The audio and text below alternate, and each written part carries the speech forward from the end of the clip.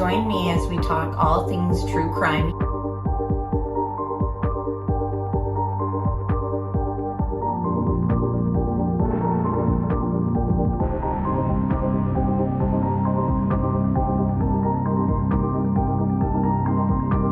Made contact and shattered. The missing 4-year-old. The parents have called in and the mother has went for a wall, came home, now they can't find her. Chad, where are Lori's kids? They've been missing for 4 months. You have nothing to say? 4 were stabbed multiple times and were likely asleep during the attack. Some had defensive wounds. Most of them had just like one that was the lethal stab wound. Oh, what a tangled web we weave. Once I told a lie, and I told my family, I had to keep lying. What's your, is it deemed? We haven't cleared anybody.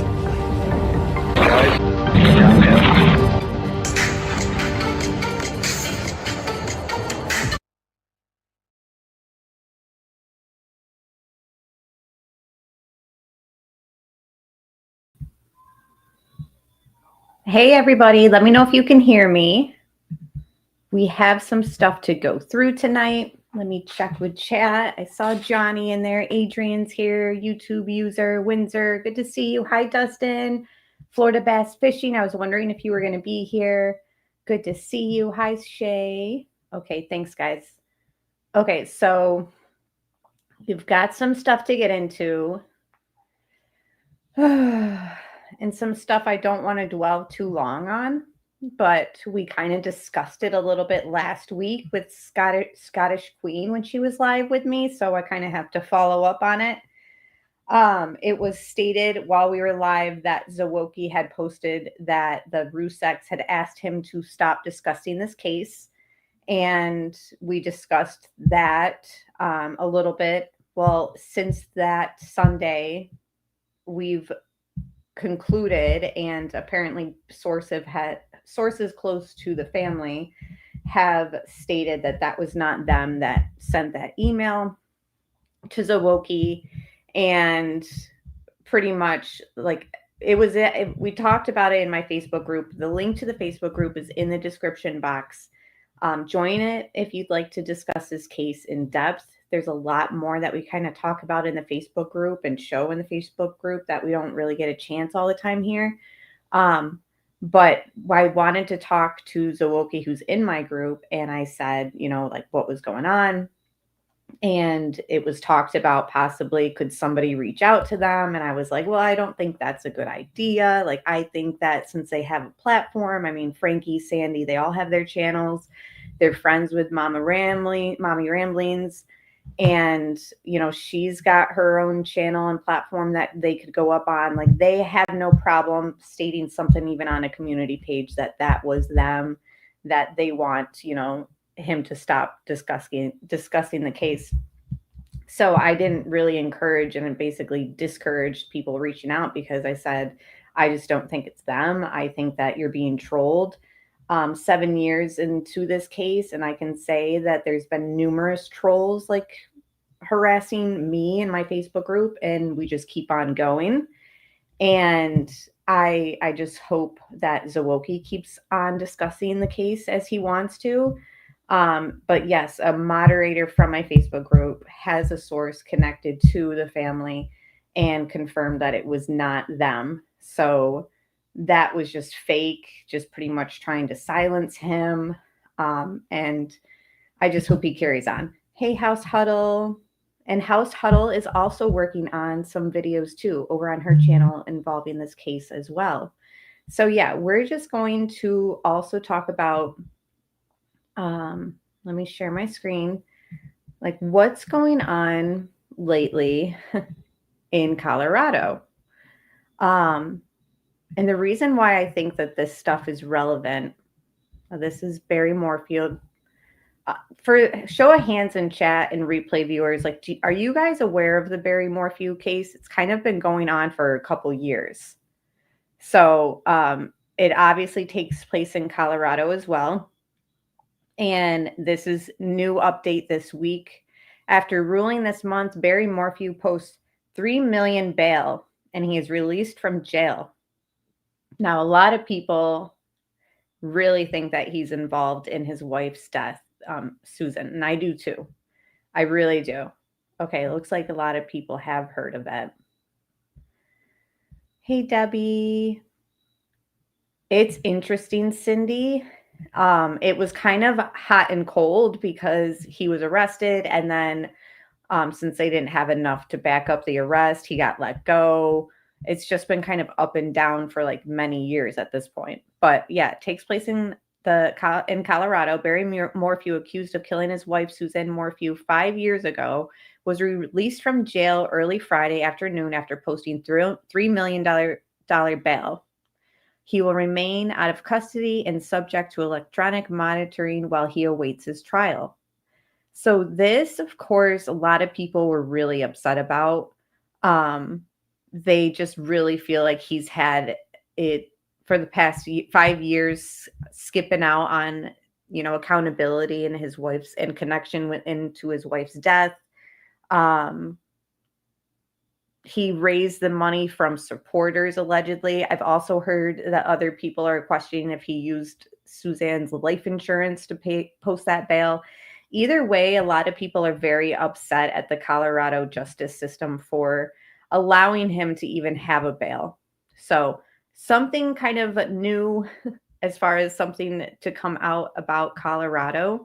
And I think that it's relevant when we discuss the Watts case because there's just a lot of things that Colorado does that I just think is corrupt. In fact, to back that up, this story has been out since early this year. So this particular one is January, but there's new updates that have been going around because this situation, let me just play this ad and then it'll explain it in the video. But this situation is affecting cases. And so you'll see. Okay, where did my mouse go? Okay, hold on. State scientists accused of mishandling 102 felony charges were just handed down to a longtime state scientist accused of mishandling DNA testing in at least 500 criminal cases. Police say Missy Woods manipulated data in cases across her 29-year career, and CBI has already reported an $11 million loss. Well, now we're learning that financial loss could be even bigger as cases like this man start to reverberate throughout our state's legal system. For 30 years, Michael Clark has declared his innocence. Today, the 49-year-old husband and father of three is serving a life sentence without parole for first-degree murder. But he insists he was nowhere near the victim's apartment when that crime happened back in 1994. Now, the charges against Missy Woods could bring his conviction into question. Your reporter, Gabriela Vidal, joins us live outside the jail where the disgraced scientist is sleeping tonight. Gabby. Yeah, Karen and Michael, remember this all started back when an intern at CBI first noticed some missing data from DNA testing. Okay, so when we talk about the Watts case, and even when we talk about John Bonet case, like there's people who just say, you can't trust the Boulder police, you can't trust CBI. And a lot of people, of course, defend and fight against that. But over the years, this woman worked there for, a long time, 20 something years, and everything that she touched along the way, everything's going to have to be looked through and second guessed.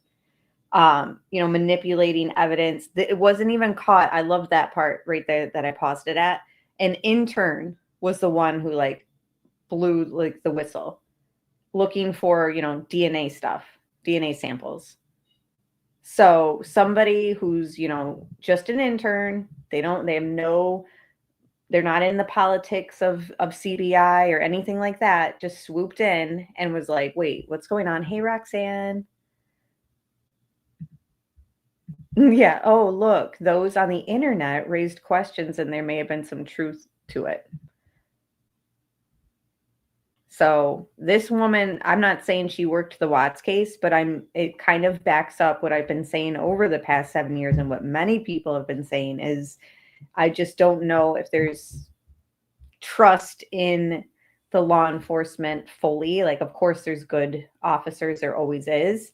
But I believe that for some reason, due to John Bonet, Barry Morphew, just watching the Watts case go down and Agent Kobach and Tammy handing the answers out. There's just things that I just don't know if I trust. And this update in CBI is not really making me feel like I can trust them anymore, or less, I guess. It's just kind of backs up my fears. And I think that after studying the Karen Reed case, I think that it's clear that we're not just conspiracy theorists when we're talking about, like, do we trust everything that they're telling us and every piece of evidence is actually real and not fabricated. Which kickstarted this whole internal investigation. Now Missy Woods is sitting here at the Jefferson County Jail. Now, for those whose cases may have been impacted by her involvement, they say that her arrest is a step towards justice. Hopefully this is the beginning of vindication. Attorney Adam Frank says his client, Michael Clark, has been fighting for his freedom and to be reunited with his family since 2012, when he was convicted of the 1994 murder of Marty Grisham in Boulder. The murder remained unsolved over the years until investigators revisited DNA data. There's not evidence Michael Clark did this. There's not probable cause that Michael Clark did this. What changed was Missy Woods claiming that they had evidence of him at the scene. CBI forensic analyst Missy Woods concluded a partial profile of a Carmex container found at the scene matched Clark's DNA.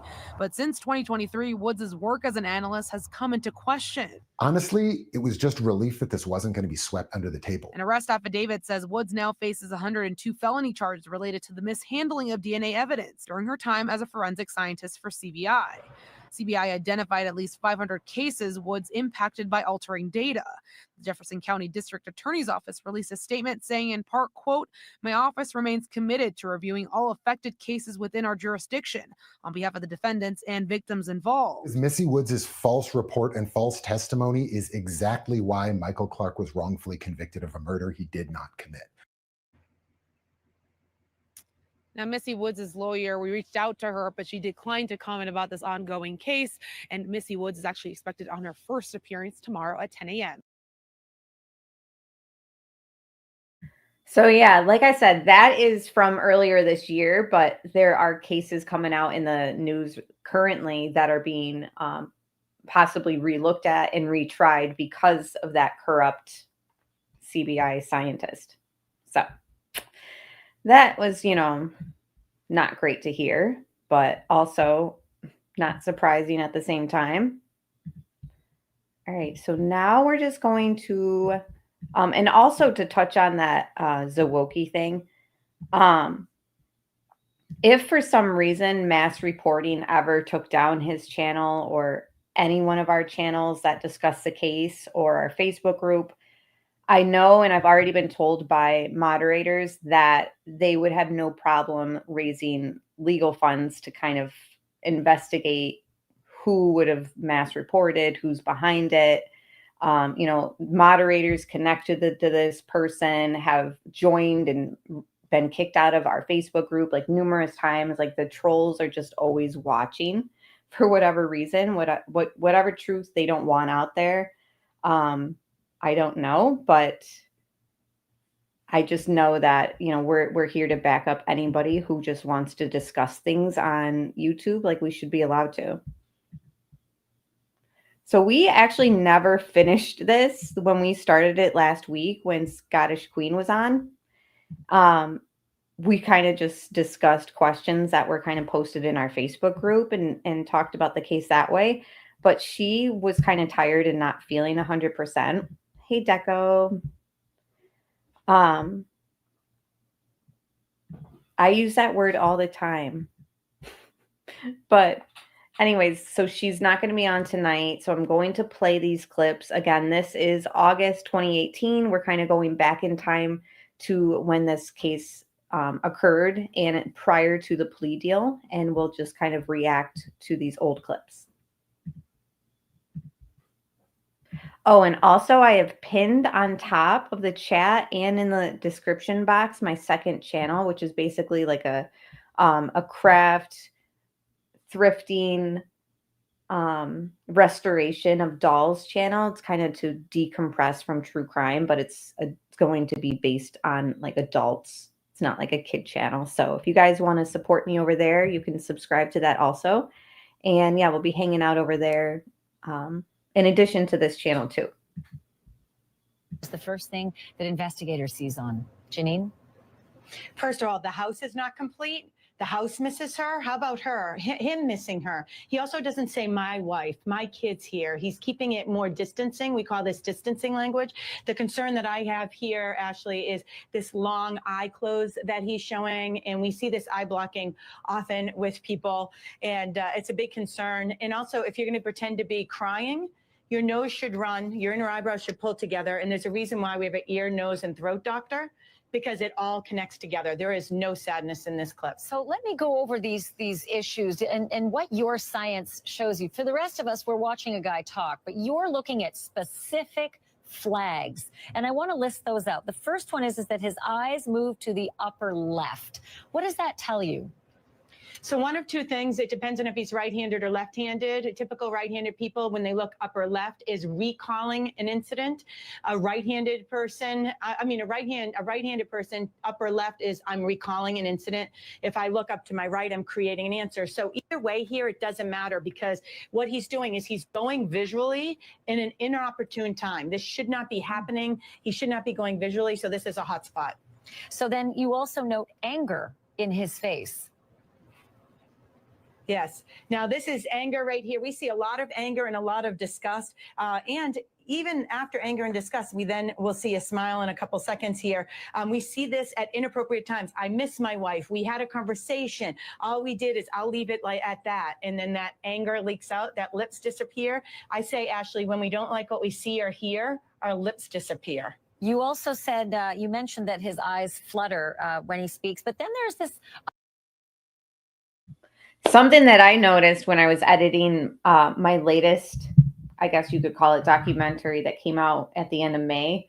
When Chris is on this porch interview, there's a moment where I kind of had paused it to do editing. And when I paused it, his face was just, he was like so mad looking, like so annoyed. And the discussion that he was talking about at that particular moment when I paused it was Shanann maybe being out there, if somebody has her, maybe like it was basically discussing the location of her. And he just, like, when I paused it to do editing, I looked up at him and it was just like he was like so mad, like he still was just like disgusted, like his face was of disgust, I guess I would describe it.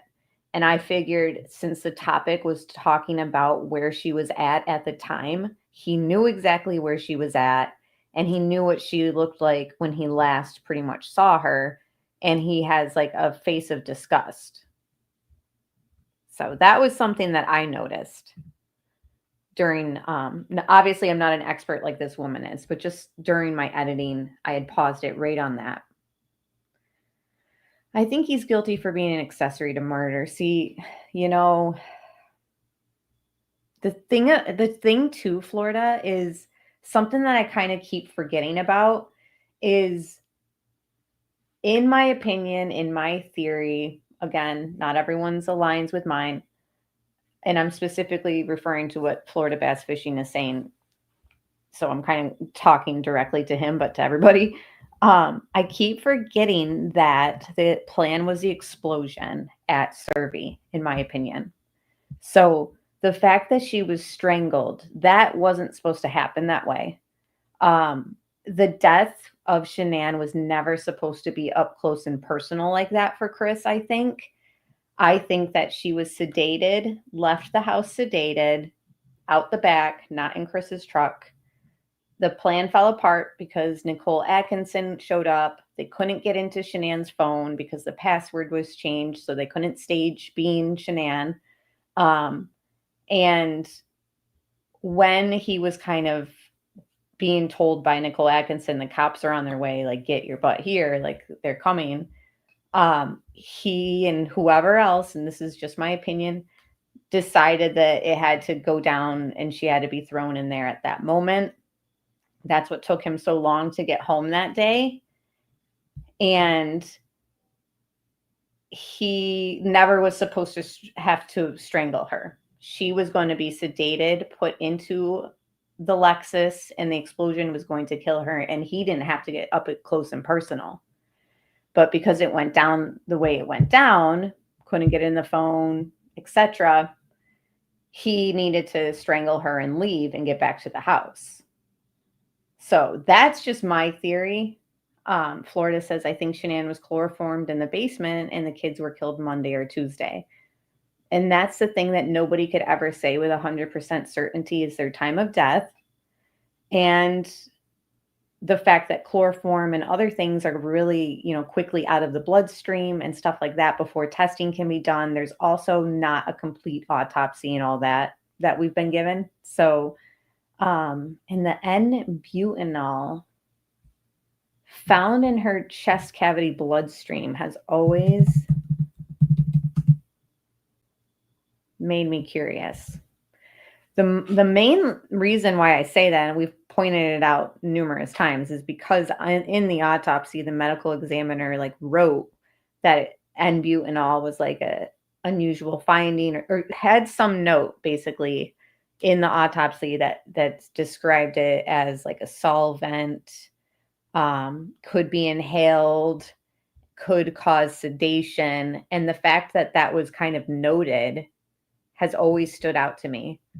And the other thing that has always stood out to me is, in addition to NK being involved, in addition to the explosion theory, the third main argued theory that is always on my channel by users and watchers is the chloroform theory. And sometimes it seems when people are super attacking me about the same things over and over, I'm feeling more and more like I'm onto something, and people really just want this silenced. So what's that noise? Silence while Miss ATS News speaks. Oh my word, guys. But do you guys understand what I'm saying? Or am I just making not any sense at all? I don't think the girls could have been killed Monday or Tuesday because they were watching Survey 319 closely already. But the thing too, Cindy, is they were watching. We don't have surveillance of them overnights at Survey until the bodies are located. And not only that, they weren't closely surveying that property because on Tuesday, Troy McCoy gets a call from law enforcement. Troy McCoy is the co-worker of Chris's that, he had a lot of contact with that day and the days leading up to the crime, that morning a lot. But anyways, Troy McCoy was called by law enforcement, and they left a voicemail, and they said, we would really like to talk to you. We know that you saw Chris on Monday, and we're just, doing the investigation, obviously, and his wife and kids are missing.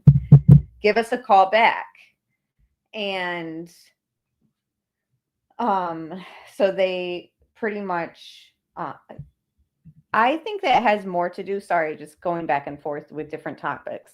I think Zawoki's mostly being attacked, not so much because he's onto the truth, which, we all think that NK is involved, if that's close to the truth you're talking about. I think it has a lot to do with him attacking, and I'm sorry, I shouldn't say attacking, criticizing the Watts family. Because anytime my Facebook group criticizes them, anytime we kind of question things that Cindy has stated, we know what she was like, and we don't care what you did, Chris. Anytime we talk about those topics live is when our Facebook group starts getting mass reported. We didn't get mass reported in a while until I started live streaming in August. And then all of a sudden we see the reports and stuff. So I think anytime, and the reason why I think that it has to do with him discussing Cindy and Ronnie the way that he has on his channel is I'm not criticizing him. I'm just saying that this person who is in charge of this particular troll army, not NK troll army, that's a whole different army that attacks our channels and stuff. This particular person is close with the Watts family and feels like they need to go to war for them. But anyways, so back to the discussion about things being surveyed, like looked at Survey. The coworker went to the crime scene, basically. He got called by the law enforcement, said, we want a statement from you. You worked with Chris. We're looking for his family.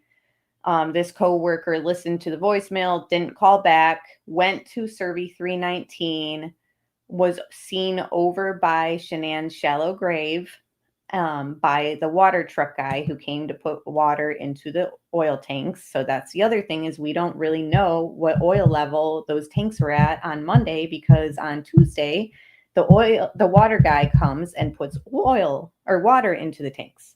So when people say things like, oh, you couldn't open that bottom hatch because there was so much oil in it, like, you don't know how much was in there. And actually, mostly those tanks were filled with water. So that's the other misrepresentation in this case, is that they were covered in black, like thick, like oil. That's not the case. Yes, there is a mixture. But anyways, so we don't know the oil levels on Monday. Hope everyone realizes that, because that's also been something that's been discussed over and over. Unfortunately, I'd have to agree, Adrian. I mean, there's just been nothing new, like groundbreaking. I do appreciate, the highlight of the whatchamacallit, but yeah, we really are. We are going in circles. I 100% agree there. And a lot of people think and have faith that, like, oh, once District Attorney Rourke is out of office, it'll get reopened. I think that this has a lot to do with the oil company, and doesn't matter who's in the office. Like, it's not going to get reopened. But yeah, anyways, back to Troy. So he ignores the phone call from law enforcement. He is seen by the water guy over near Shanann's grave. Now remember, Shanann's grave had a rake standing straight up. Not the rake head, just the stick, because it had broke. So her grave was technically marked. Now, who put that rake in there? Was it Chris, to remember where it was, to go back to it to finish the explosion?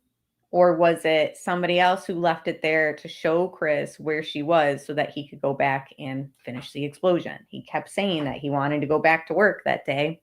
He needed to get back there. He needed to go find his family too, like all these different statements.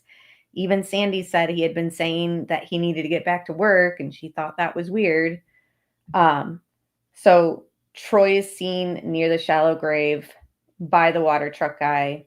Water truck guy is like, hey, he's like, oh, I'm looking for a wrench.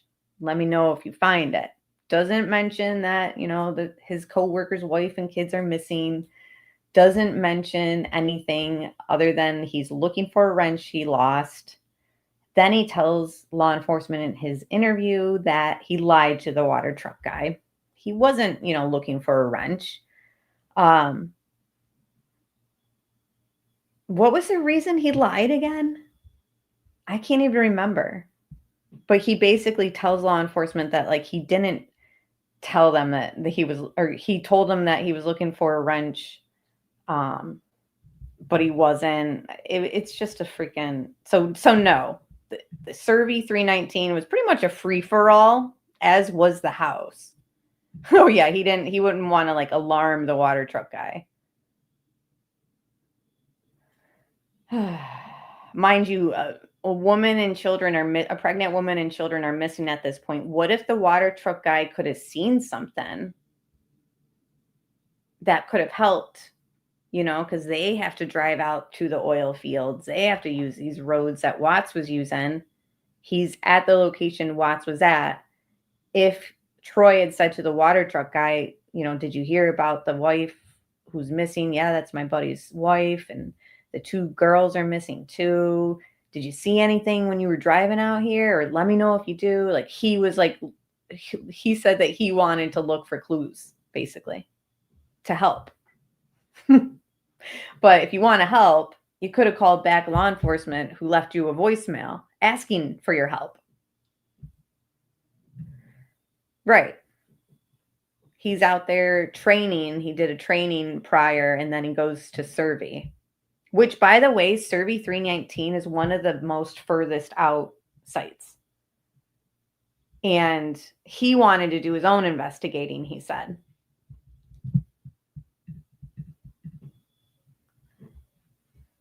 The wrench was never missing. That was just something he told the water truck guy. Florida says he was cleaning up the crime scene. Was he putting that sheet out there? So the house was left to be slept in by Chris overnight. He cleaned it all night. And the location that Chris went to, which they had like means to find that out by his managers, like they could have said like, oh yeah, he was here and here and here. And I'm sure they did talk to them. But that wasn't secured because Troy rolls up the next day, Tuesday, and he's at the crime scene. He's literally at the burial site.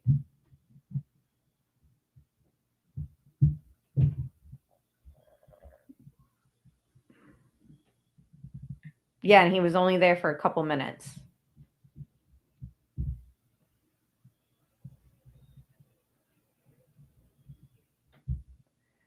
I wish we got more information from the water truck guy, but we've gone through his interview. It is interesting. And it's also strange that he distanced himself from Chris. Like he tried to like lessen their friendship. Like, oh, you know, we don't like hang outside of work. There's a picture of you in Chris's house with your wife for a Thrive party a couple of days before Shanann's birthday that January. And on the day that Troy was at the house for an MLM party, forensic evidence shows Nicole Kessinger looked up Shanann that day. So Shanann, who posts everything about her MLM and business and life publicly, planned an MLM Thrive party. Troy's wife sold Thrive underneath Shanann. Troy and his wife are at the house. Their children also know the Watts children. That to me is relevant because if the children weren't in the plan, like I don't think they were, then I wonder if, because Troy also mentions in his interview that his wife babysits. So when they left with Chris that day, I just wonder if somehow, some way they would have ended up being babysat by somebody. I'll just say somebody. Hey, purple one. So, and again, Troy and NK never mention each other. When NK mentions how Chris was on the phone with Troy talking about the Fire Stick, Kobach says, do you know who it was, what friend it was? And she says, don't know, don't care. Or I didn't ask. Yeah, okay. You ask about this guy's 401k and credit score, but you're not going to ask which friend is lending him some Fire Stick, which a lot of people think was code for something. It's like you really can't make this stuff up. He was in the news in April. Hold on, I gotta sneeze, guys.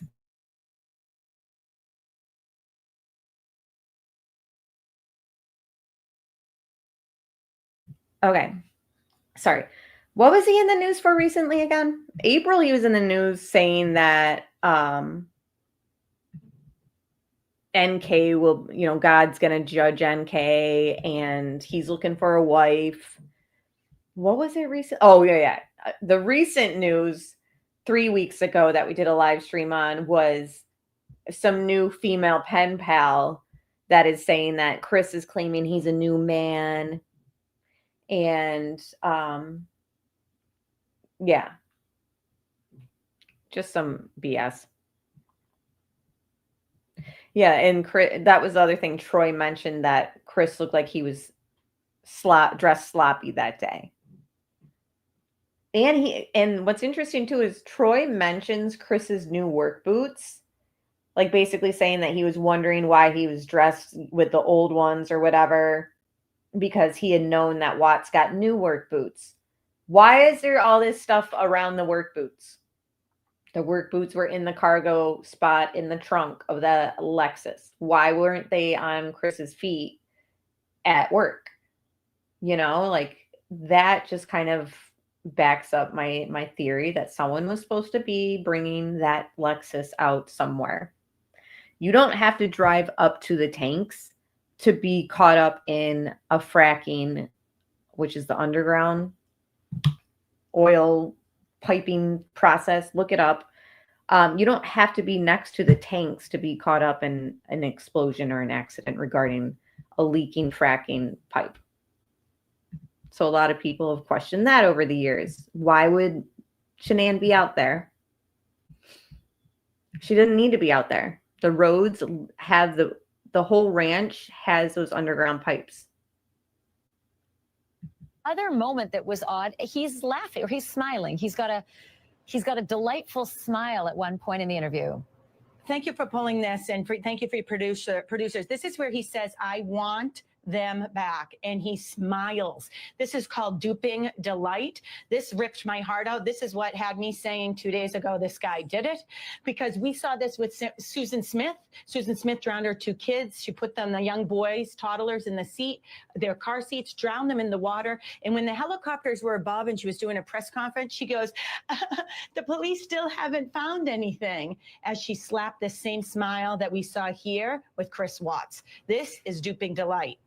I mean, it's fascinating to see these elements that you're able to point out in your science. We should remind everyone, at this point, he's facing first-degree murder ×3 and tampering with evidence. But at this point, the charges haven't come down officially, and he is innocent until proven guilty. So, hold on. I need to hear that again. At this point, the charges, what? Tampering, we know. Susan Smith drowned her 2 kids. She put them, the young boys, Again, this toddlers, is in the August seat, 17th. their car seats, drowned them in the water. And when the helicopters were above and she was doing a press conference, she goes, the police still haven't found anything, as she slapped the same smile that we saw here with Chris Watts. This is duping delight. I mean, it's fascinating to see these elements that you're able to point out in your science. We should remind everyone, at this point, he's facing first-degree murder ×3 and tampering with evidence. But at this point, the charges haven't come down officially, and he is innocent until proven guilty. Mal, you probably heard that here or CDT with me on the live stream, because nobody else has ever talked about it. Okay, there's something that I want to play for you in the light of all of these allegations made by Chris, the man who confessed to killing his wife and sticking her in a grave and dumping his baby girls deep into pitch black oil. AC, good question. Did anyone ever see him bring the girls home after the birthday party, or did the second camera pick it up? There is no second camera. Which second camera are you referring to? So the Watts have one camera on their whole house. It's the front door Ring doorbell camera. When they would come home, normally they would drive into the garage and go through either the garage door. Sometimes they would park in the driveway and then use the front door, but we don't have any footage of Chris bringing them home that day. As far as Nate's footage, we only have the one clip of Nate's footage that morning that sees the truck backing into the driveway. If there was a trial, I'm sure they could have pulled more footage. And yes, exactly, purple one. So they don't have any footage that we know of them arriving home, but we know that Frank talked to them on FaceTime. He talked to Bella. She was eating cold pizza, the pizza that was left over from the babysitter night, the night prior, when he and NK were having their little escapades and went to the lazy dog, quote unquote, even though we have no footage of that either. So he FaceTime talked to Bella eating the leftover cold pizza, and he said he didn't see Cece, but he heard Cece. So a lot of people, yeah, I love cold pizza. A lot of people basically say that it was Sunday, the birthday party. So Saturday was being babysat by that babysitter and the lazy dog night. And Sunday was the birthday party. They went with Chris, came home. Chris put their wet shoes outside on the deck to dry.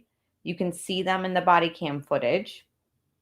And he bathed them Sunday night after they FaceTimed with Frank Sr. Now that also backs up my theory that the children weren't in the original plans because, you know, a lot of people say, oh, he's just going through the motions and bathed them out of routine. I don't think so, because why would he bother drying their shoes out? Because they got wet because they played water gun. He didn't see, correct. He only saw Bella. He did not see Cece, but he heard Cece. He said he heard her in the background. And yeah.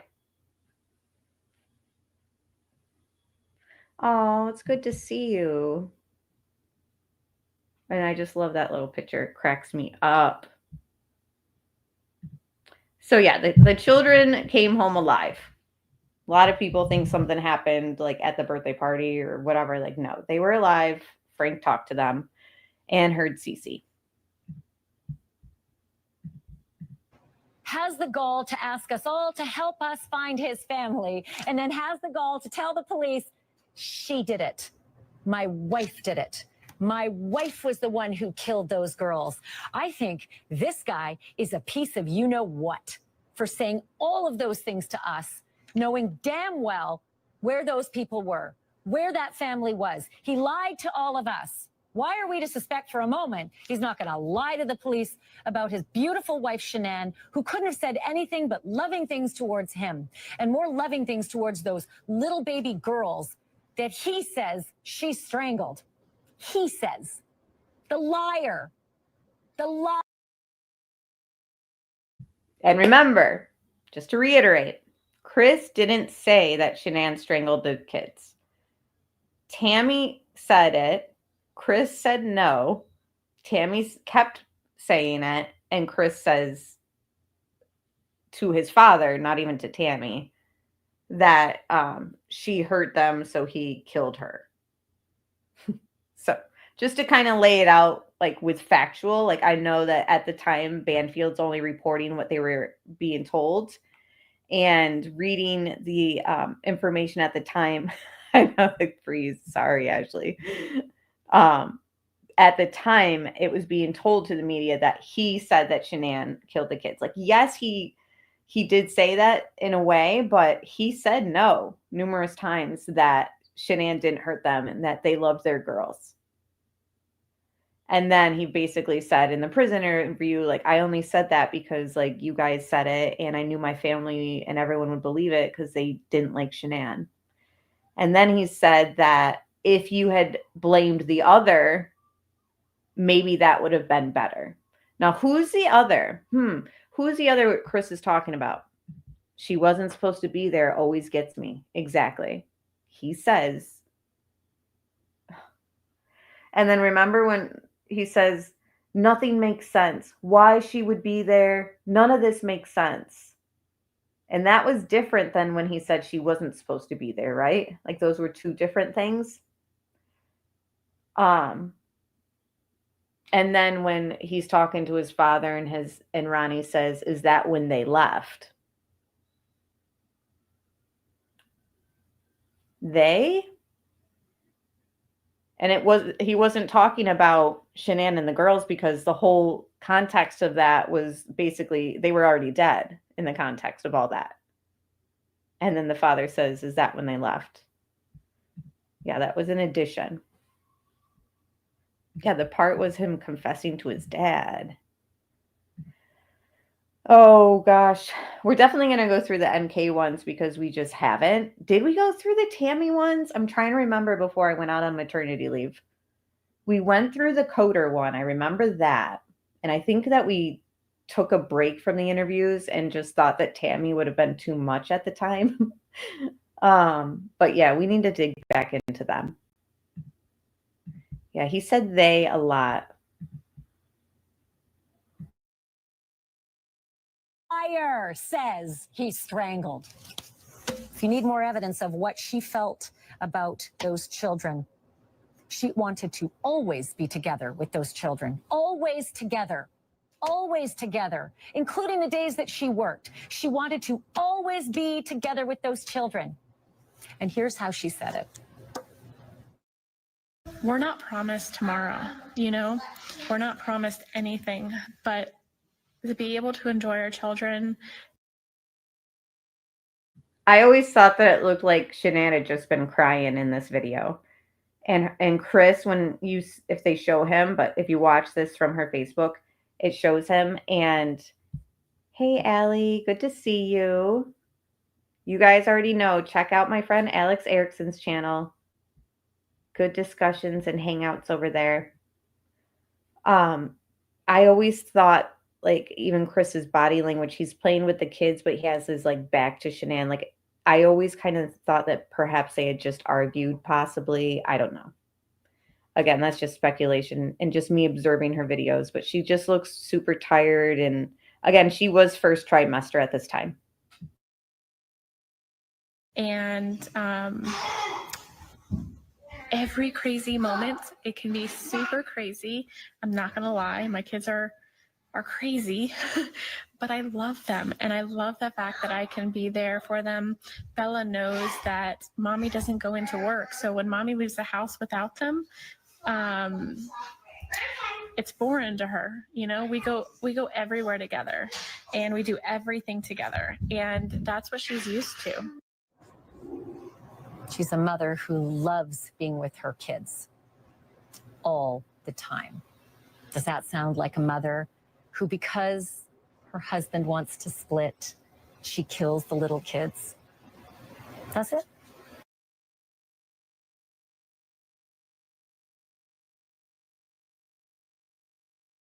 There is an indication from at least one person that perhaps the marital bliss, at least as expressed a couple of months ago on Facebook, may not have been all it seemed.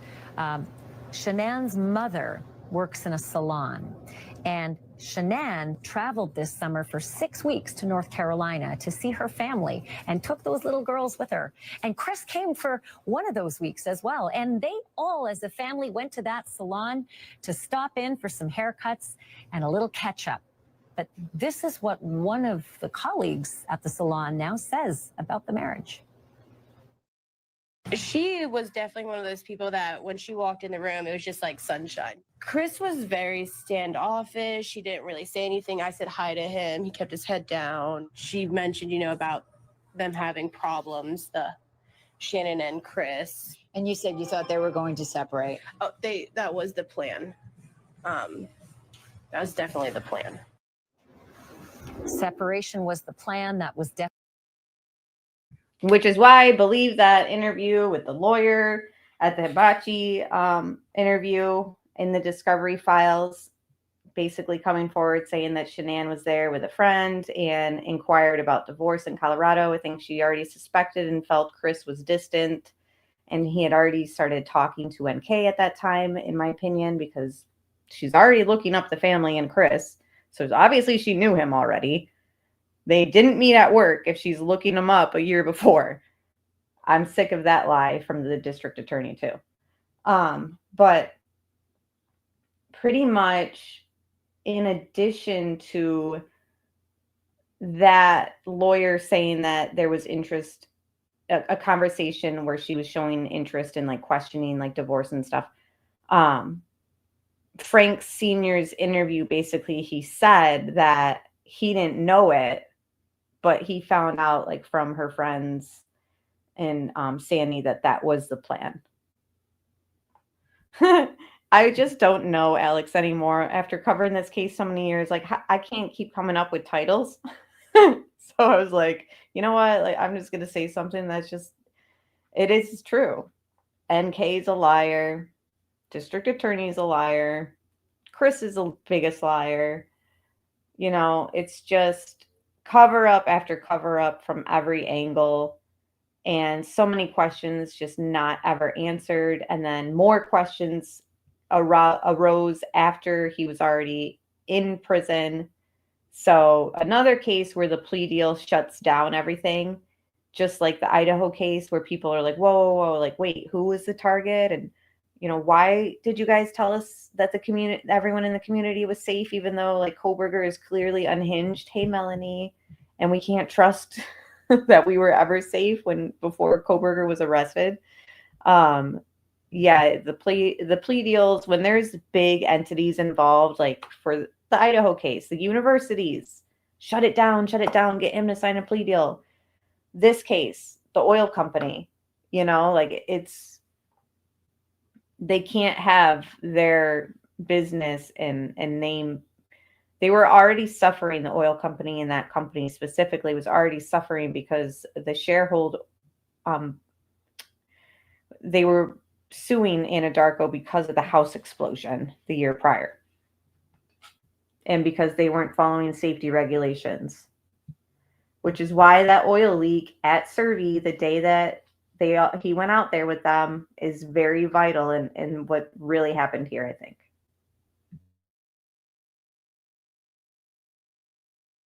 And that's true, James. The whole divorce conversation and separation conversation kind of gets confusing because she did write that letter and she did have a text message to him that basically said, thanks for the cuddles last night. You know, we had such a good conversation. And so I think personally, once it got closer and closer to the day that this was going to happen, Chris was playing her more and more so that she wouldn't suspect anything anymore, because she was already texting her friends saying, like, unless he's seeing somebody else. And she felt like she was safe again with him. And she's pregnant, you have to remember. Not with her first, not with her second, but with her third. And I think once she'd seen in North Carolina how standoffish he was, remember, she's texting her friends saying he's rejecting her, he won't kiss her, he hasn't seen her in 6 weeks. Once she had seen that, I think it's like other situations, if you've ever been in it, where once you're realizing that like you're losing control or like a grasp on something, like, you know, like you think like, wait, no, you're not going to walk away. I'm supposed to be the one that walks away here. And then I think the fear of raising 3 children, this was the other thing she was saying flat out to her girlfriends in text messages, I can't afford to live on my own with them. Colorado is very expensive. And they were all saying, we'll get a house together. Like, none of it was helpful. Like, her life is in shambles, and her friends were saying things like, we'll all get a house. Right. So once reality set in, I think that they decided, you know what, a lot of our problems stem from financial. They were deciding together that they were going to sell their house, and that was backed up by information from the realtor and Shanann text messages to her girlfriends talking about selling the house. And I think that they thought that they were going to work on things. She bought that book, which was about working on relationships or whatever. And she told her friends like that she knows what she needs to work on and stuff like that. So I think that like just the fear of being pregnant the 3rd time, like she wasn't really like ready for that separation divorce thing, in my opinion. So I think that it was discussed. I think it was on the table. I think that there's a lot of circumstantial evidence, and including text message, to prove that separation was being discussed. But ultimately, I think Chris played her last week. And I think that they were intimate again. So when Chris talks about how they slept together that morning, I think that he's actually lying, which we don't have any DNA evidence to prove that they slept together that morning when she was killed, allegedly. So I think that actually happened before her Arizona trip. and that they had intimate time. He even told Tammy and them in the prison interview that when he was intimate with NK, it felt so strange at first. And then he said, but near the end, when he was intimate with Shanann, it felt totally strange too. So he had already like realized that that connection with NK was what he wanted and what he was like preferred, I guess. And then when he just played her flat out. He flat out played her, I think. She's about to go on her trip with her girlfriends. The plan's got to happen right when she gets home. And he made her feel safe. And then she saw the lazy dog charge, and suddenly she didn't feel safe anymore. Because remember, she wrote that letter and sent that text message right before she left for her trip, the day she left. She leaves it for him and all that. And she sees the charge, and everyone backed up on the trip saying that she felt sick about it. She couldn't eat or sleep. She wasn't drinking anything. House Huddle says, I think he played her because he knew if she had the upper hand in a divorce, then he would be the one struggling. I think that he was just struggling no matter what. I honestly, I just don't think that he ever thought, like, yeah, I do think that's the thing is, yeah, I do agree. Yeah. If they did get divorced, he absolutely would still be like broke. Because remember, let's face it, these are just honest truths. They were being sued by the HOA for mispayments. So Chris was broke before all this, and Chris would have been broke if they got divorced. What wouldn't have made Chris broke is if this explosion plan happened and he sued the oil company and etc. Yeah, the thing that backs that up too is that I think Chris thought he was going to come into a bunch of money is days before the murders, he's looking up some like super fancy like Audi car. Like, why would you think that you'd be affording this vehicle? I don't know. There's so much to this.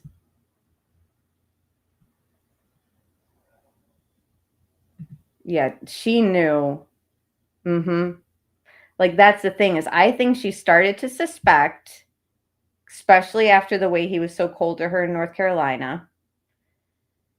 And then once they got home, I think she really started to suspect that it was another woman. Because in North Carolina, I think she suspected it. But I think like with her family being there and the drama with his family and Cece's birthday, I think all that kind of like put her worries like outside of her mind. Like she was just kind of focusing on other things. And then once they got back to the house and he's still rejecting her, he's still acting like he doesn't care, I think she really started to suspect. And then he either was told by NK to make sure, you know, she doesn't suspect anything, or he's already thinking to himself, I want to make sure she doesn't suspect anything, and he plays her. So. You think so, YouTube user?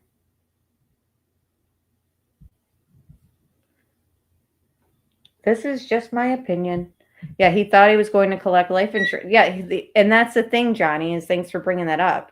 In addition to the lawsuit against the oil company, which there was already one from the other family that the explosion was caught up in the year prior, I think that her 2 life insurance policies were going to be a cash-in. So Watts had one on her through Anadarko. And then in her ex-husband's police interview, he mentions how Shanann had her own life insurance policy and that he thought that she kept it even after their divorce. He said he assumed she kept it. And that policy was for like $100,000 or something too.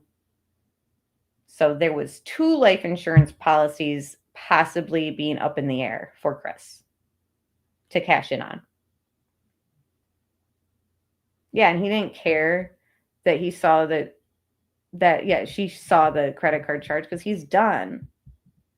and she's in Arizona. So he made her feel safe while she was home because he didn't want to deal with like the fallout while she's there.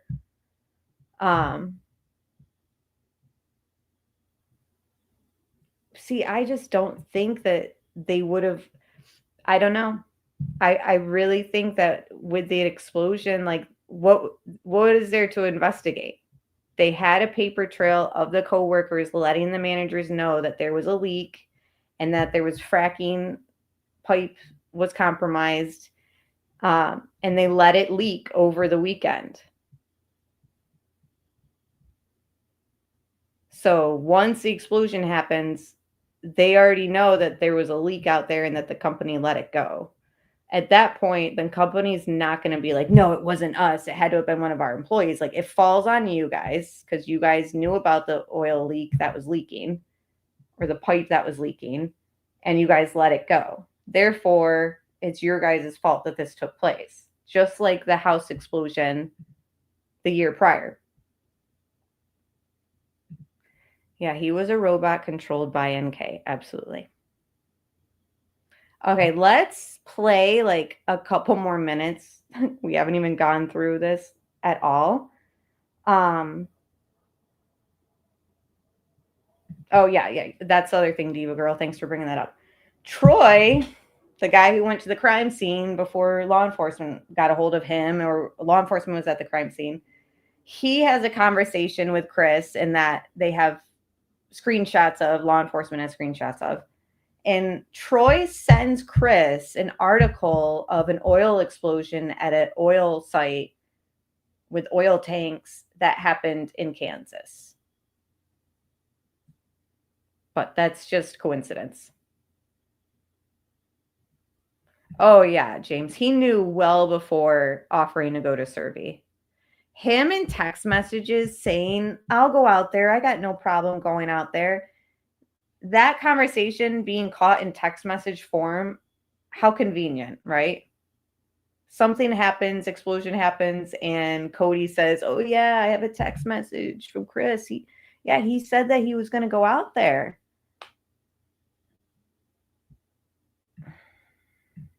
Right, what a coincidence. Oh, and the other thing, too, to kind of back up, you guys are probably so sick of this explosion plan stuff, but the other thing too that kind of backs up the explosion plan is, remember in prison when he asks the officers talking about the house, and he's asked about the pipes, and he asked if everything was okay with the pipes, and everyone's like, what the heck's that about? I think that he was referring to the concern of the oil fracking that was taking place in his neighborhood. Like the house explosion happened from an oil fracking incident that happened in that neighborhood. Well, the Watts also have that in their neighborhood. And he asked about it randomly, which was weird. And not only that, there's text messages between Shanann and a friend where Shanann is talking about how Chris talked to her about concerns about the pipes in the oil near their house. All that's shared in my Facebook group too. Like sometimes I can include these things in our live streams and stuff, but there's just so much out there that I'll share it in a Facebook post in the Facebook group. And sometimes we just forget, or we just don't mention it here. But it's definitely there. There's text messages between Shanann and her friends talking about how Chris and her had a discussion about selling the house, and that there was concerns about oil rigs and stuff like that being near their house or something like that. So to get the full context, you'd have to go to the Facebook group and kind of search for that post. But trust me, guys, it's true. I'd like to know more about the transaction of her homes in North Carolina. Yeah, there's a lot about her life that's very interesting. Yeah, NK had never asked for proof pics till that morning. She probably wanted to ensure that he was following through with things. And why would she need proof pics? Technically, she could go out there herself. She wasn't clocked in at work at the time. Where was she when she's asking for these proof pics? I think that's possible, Cindy. But I also think that he'll wait until Shanann's parents pass too. And you know what? He could pass before all of them.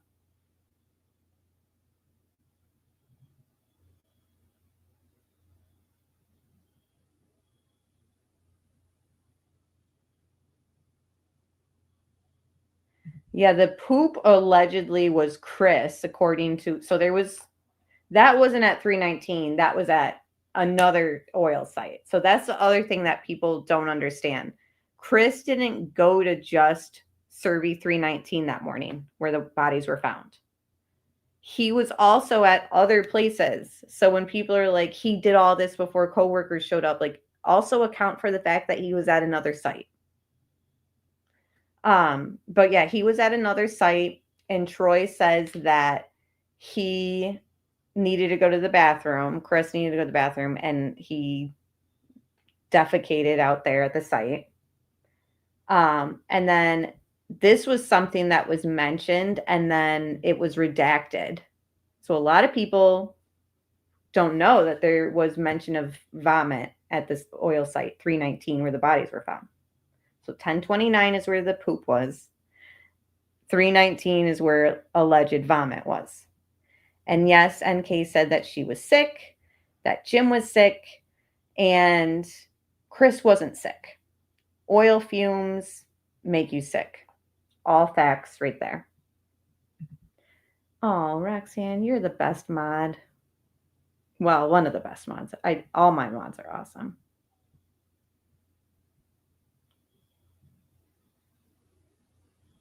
Exactly.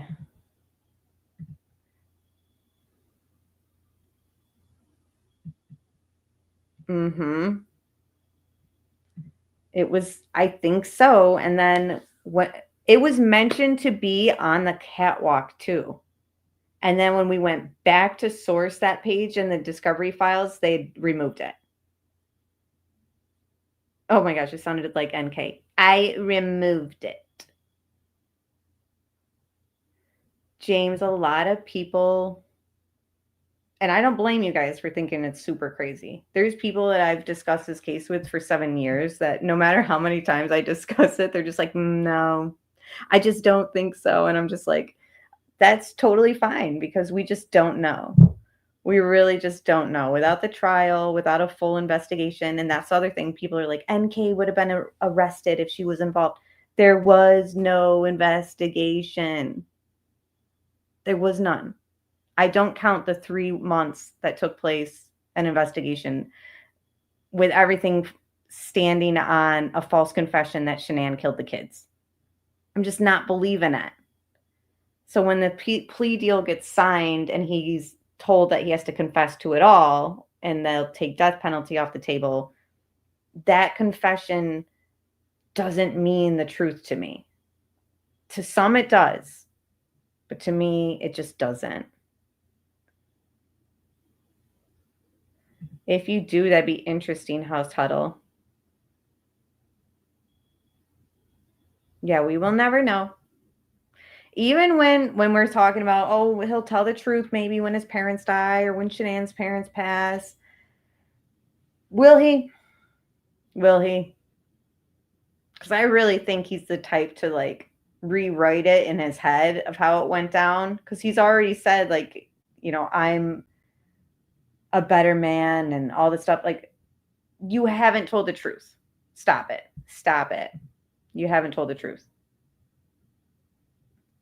I appreciate people backing me up. It makes me feel less crazy.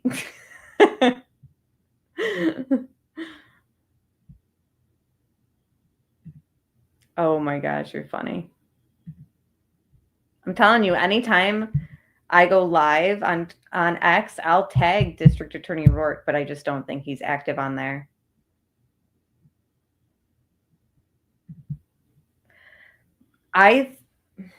Allison, It wouldn't surprise me. It wouldn't surprise me if they knew more. That's all I'll say. And the thing is, too, is like, if anyone ever tried to shut down my Facebook groups or this channel by mass reporting it or whatever is being done to other channels and that I know has been done to our Facebook group, I will believe even more what you just said, Allison.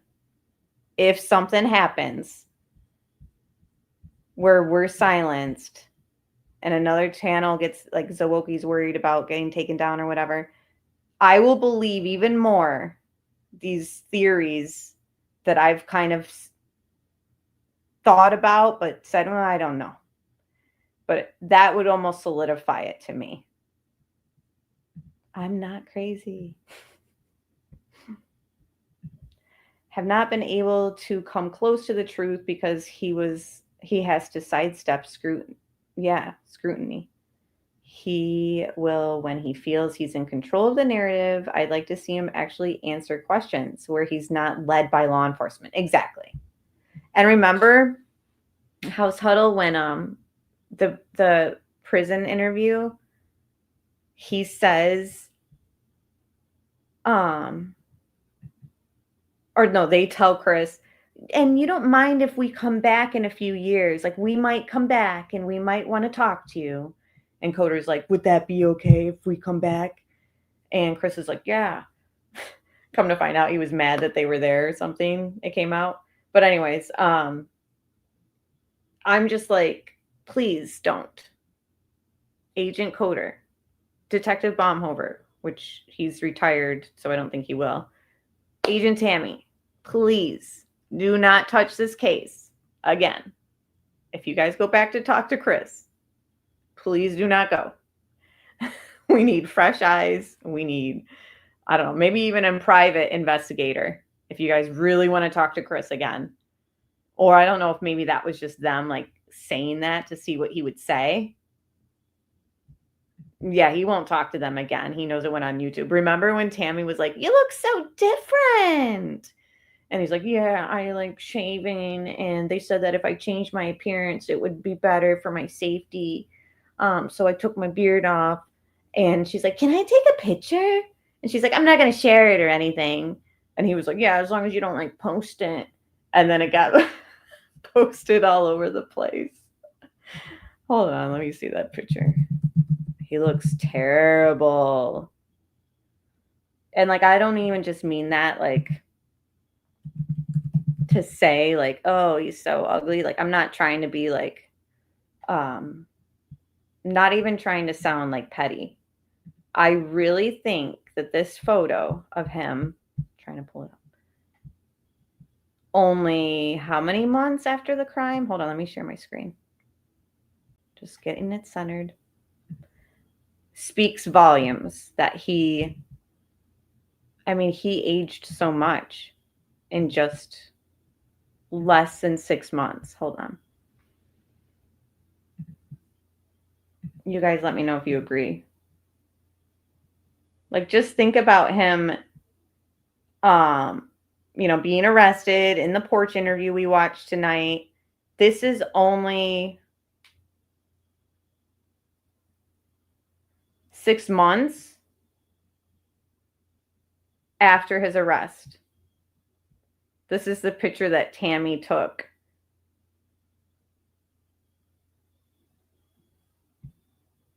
And look, he doesn't have handcuffs on.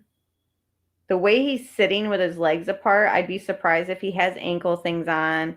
He's surrounded by a bunch of things that if he really wanted to get wild and crazy, like, yes, they might have had, I don't even know if they had their guns and stuff on them, like when they go through security and stuff. I don't know. But I just, he's not a threat.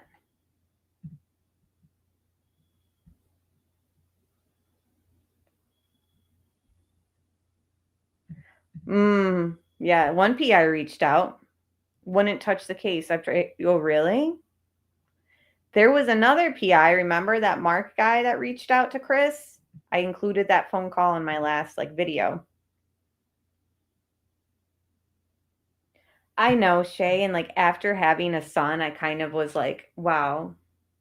Like I saw things from her angle a different way this past year looking at the case, like being a mother to a son now. But in the same sense, I also saw something recently stated by her that she said something along the lines of missing the grandkids very much, and I'm sure she does, but like she didn't mention Shanann. I don't know, it just kind of like rubbed me the wrong way. It's like, yeah, we know you miss the grandkids, but like, I don't know.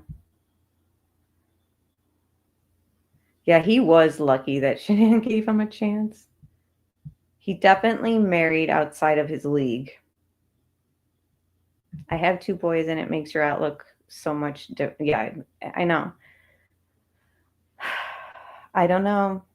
It's very complex, this case. Like I go up and down about where I stand on things. That's true. I mean, tale as old as time in a way, right? But I don't know, guys. I guess we could just leave it there tonight. Let me just play a little bit more of this clip. And then we'll kind of end things. And that's the thing too, is like, I feel like certain channels really get attacked by the trolls because they do have like really critical videos on like the family, which we just haven't done here. Like I haven't had full live streams about Cindy Watts. I haven't had videos specifically pointing out Cindy Watts. It's just not the angle I really like go down. Like she kind of does it to herself with her own statements that I don't need to point them out, basically. And I just don't see myself ever making videos specifically about like the families. I'll discuss them here and there because nature versus nurture is just a part of true crime, the psychology behind these criminals and the way they're raised, and everything goes back to how you're raised and like nurtured, I believe. I think that genetics load the gun and your environment pulls the trigger. And yeah, that's kind of how I feel about it. Like, and again, I'm not trying to throw shade at people. I'm just saying I think that some channels might get more hate and attack from this specific troll army than others because they decide to go down like the route of like have thumbnails where like she looks super evil and it's like talking about did she raise a monster or something like that. Like I just feel like we already wonder that. Like we just want to know like why is Chris the way he is? Like did it have anything to do with his parents? Did it have to do with genetics? Like, you know, that's always going to be discussed. And we do talk about that. Like we've talked about it in Jeffrey Dahmer's case and his parents and how they conditioned him, which is alarming. We've also talked about it in other cases. Like we've even talked about the families in the Idaho case and criticized possibly the fact that like none of them put a camera at the house. Maybe that could have prevented things. Again, there's always going to be like people discussing like the family's connection to everything, just like I said, because nature versus nurture and prevention of a crime occurring like this one again in the future, etc.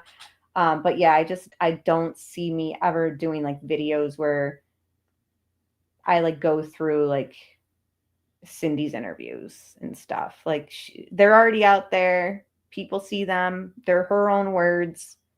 So you make your bed, you have to lie in it. Definitely the plan. Why, you might ask? Well, if there's any indication, and it's a thin indication at best, but 2 other people enter the picture. Friends of the Watts, the Thayers. They spent weekends together, pretty close, in fact. And in fact, when Chris Watts appealed to all of us to help find his missing family, he was taken in by the Thayers. They looked after him for those 2 days. And boy, do they feel bad about that now. This is what they had to say about what Shanann had told them about a possible infidelity. She said that it came to her mind that possibly he could be cheating, but at the same time, she was like, he he has no game. Jenna, it's probably best to look at the entire picture. Whether there was infidelity, who knows? On either. Oh, there was infidelity, and it was nasty, and it was 6 times a day, and it was porn watching, and it was the worst that you could ever imagine, Ashley Bamfield, pretty much. But the whole, like, he has no game, like, that's always haunted me in a way, because think about it. Chris and NK herself admits she pursued him. So when Shanann tells her friends, like, she's not really too worried because Chris has no game, it's really sad, because I believe very few of what he says, but he said in the prison interview, if I had never met NK, would this have ever happened? I don't think so. And I fully believe that. I don't know how you guys feel about it either. Yeah, exactly.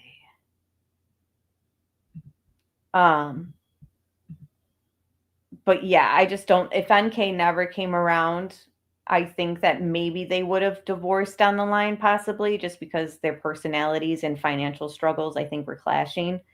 But I just don't think this ever would have happened. And she admits she should have waited until they were divorced.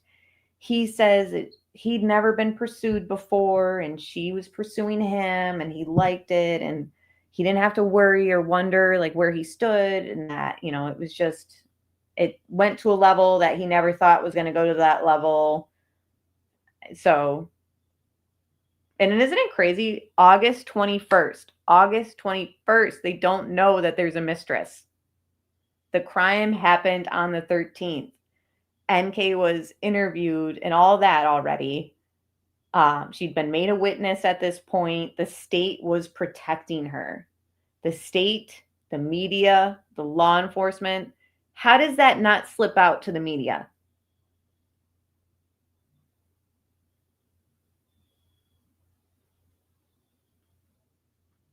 So much protection for her. She did. She went after him like a thirsty beast. And remember, Melanie, she said in her interview with Kobach that I just, I wasn't trying to rush into anything because, he's getting separated, and I just got out of a relationship in January with that Sean guy or whatever. So she was trying to downplay, like, her level of, like, did she love him? Was she serious about Chris? So she just got out of her, but then at the same time, that's a lie, because Charlotte and her are talking, and she's talking about how Sean couldn't commit. So how are you just getting out of a long-term relationship in January, and yet you're also saying to your friend that Sean wouldn't commit? It's just, it doesn't make any sense. And she jumps on a married man? Chris, of everybody? I mean, you're telling me he's the best looking guy she could have jumped on at that work, at that office? I don't think so.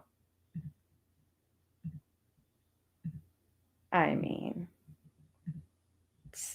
something else. This is much bigger than that, I think. No, I don't think we do know Sean's last name.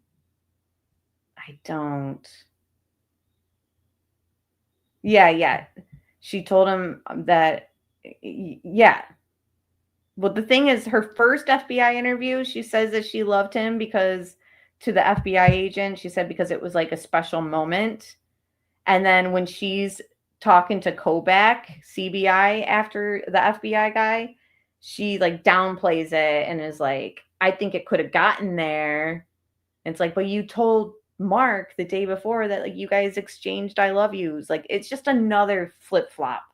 And of course, CBI agent Kobach doesn't say, like, well, I have here, in this notes or in this audio right here, this audio interview from FBI agent Mark, that you said that, like, there was just nothing was ever asked about.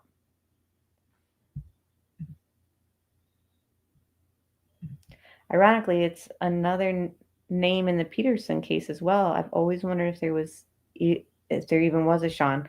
I know. Can you imagine if? But it didn't seem like. I don't know, because I guess we don't know if Charlotte ever knew him. She might have just like made her up to Charlotte, and Charlotte's just thinking like, oh, Sean, like, when am I going to meet him? I don't know. There was a picture of NK with a guy, and we all assumed it was Sean, but the guy with like the dark goatee. But it was never 100% confirmed. Yeah, not one of the answers were ever back or pushed up on. Exactly. He said it, and I know he meant it. Right. And yet, we have evidence of Chris looking up how to know what love is, or what was it again? He was like searching some search about like how to know when you're in love. It's just, this case is just absolutely insane. We could go on and on with it. I guess that's why we're doing these Sunday night streams. And I know Johnny loves it. All right, guys. Like I said, I pinned my second channel. It's just like a hangout spot outside of true crime. Yes, it's going to be doll related and restorations and all that, but come over and support me.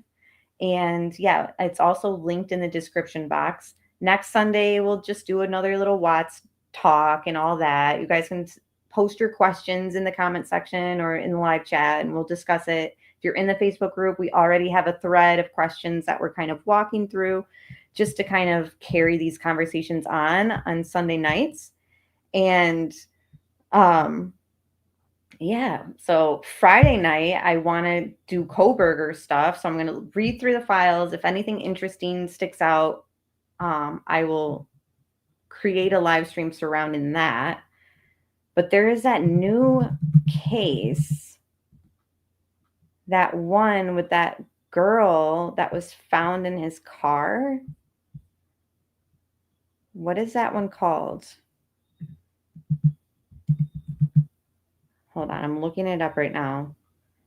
I've seen it in the headlines, and I'm trying to kind of follow it. So, oh, yay. Thank you. Yeah, I have my vintage Barbies from the 90s and early 2000s that I took out of, basically this is how it all started. Took them out of my garage. My little one wants to play with them. They're filthy, obviously, because they've been in this box for years. I look up on the internet how to clean my Barbies, fell down this rabbit hole of this whole doll community. Since I play with Barbies all the time with my little one, I'm like, why don't I just document this process? So I'm restoring my old Barbies to give to my little one. And then in the process, I'm also buying new Barbies for my little one that we're going to unbox and just kind of, you do, Katie? Oh my gosh. That's awesome. Yeah, I got to have the classics in there. Some of my clothing for the Barbies that we wash and stuff is from the 80s. So yeah, that's just my second channel. So I'll still be here doing true crime here. But I needed something else. And it's going to be adult channel still. It's not like a kid channel. So if I live stream over there, like we can discuss anything over there too. So anyways, I'll see you guys Friday on maybe Idaho, maybe a newer case. We'll see. But definitely Sunday nights will be the Watts nights. So bye, guys. I'll see you soon.